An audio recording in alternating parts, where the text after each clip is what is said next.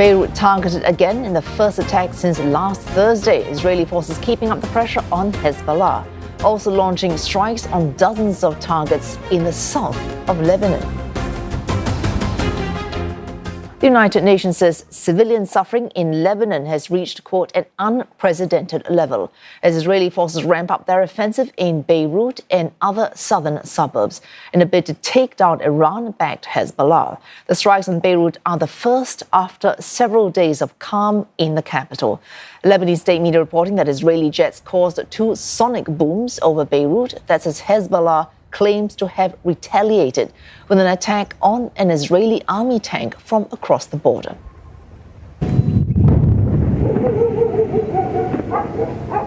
The sounds of explosions rattled the city of Nabatea when an airstrike hit a municipal building, killing at least 5, including the town's mayor.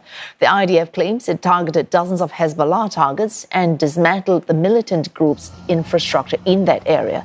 The Lebanese Prime Minister has condemned the strikes, accusing Israeli forces of intentionally targeting a municipality meeting. The latest strikes come after the Israeli Prime Minister says he is opposed to a unilateral ceasefire. On the ground in Gaza, price hikes on basic food necessities and insufficient aid are taking their toll on displaced Palestinians. The UN Refugee Agency says its operations in Gaza may hit a possible breaking point as the enclave inches closer to the brink of a famine. And for more, Sarah Coates joins us live from Tel Aviv. Sarah, of course, Sunday seeing the sending of that letter from Washington to Israel, giving it 30 days in which to improve the humanitarian situation in Gaza.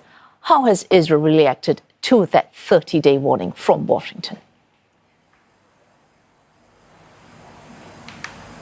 Hello there, Wei Soon. Still no official comment from the Israelis, but about 2 hours ago, the army did release a statement saying that today 50 aid trucks that have come from Jordan, they've gone through the Allenby crossing and they're going into the north of the strip. They're carrying things like water, food, medicine, and also shelters. Now, this was according to a government decision. That's what the statement says.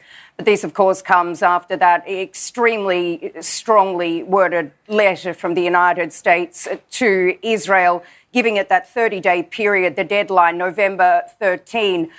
So this, of course, really highlights this growing friction between Israel and the United States and also the dire humanitarian situation on the ground inside Gaza. Now, we did hear from Matt Miller, the State Department spokesperson.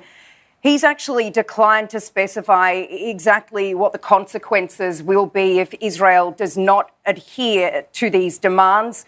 But what the United States wants to see is a massive surge of aid into the Gaza Strip, at least 350 trucks per day. But we do need to take into account all of what we've been hearing from the United Nations over the course of this last year, and that is that Gaza needs at least 500 trucks per day, that 350 is just not adequate. All right, Sarah, of course, if there have been anxieties over a wider regional war, they have been fed by concerns about how Israel will react to that attack by Iran earlier this month on Israel.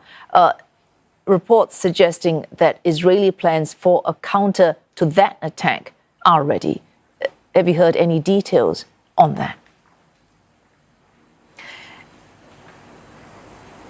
Wait, so it does remain unclear. There are conflicting reports that Israel may or may not have decided on its response to Iran.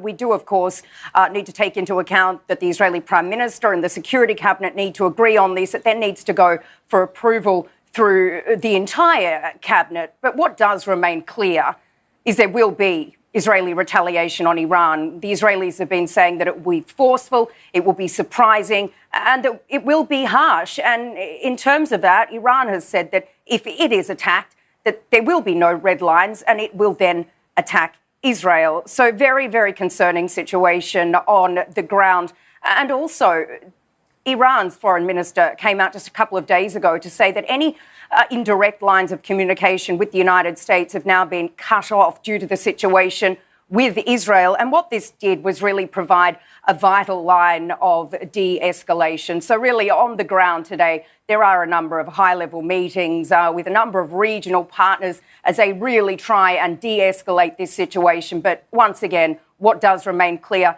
is that there will be an Israeli retaliation. It's just unclear when this will happen. Thanks to that, Sarah Coates live from Tel Aviv.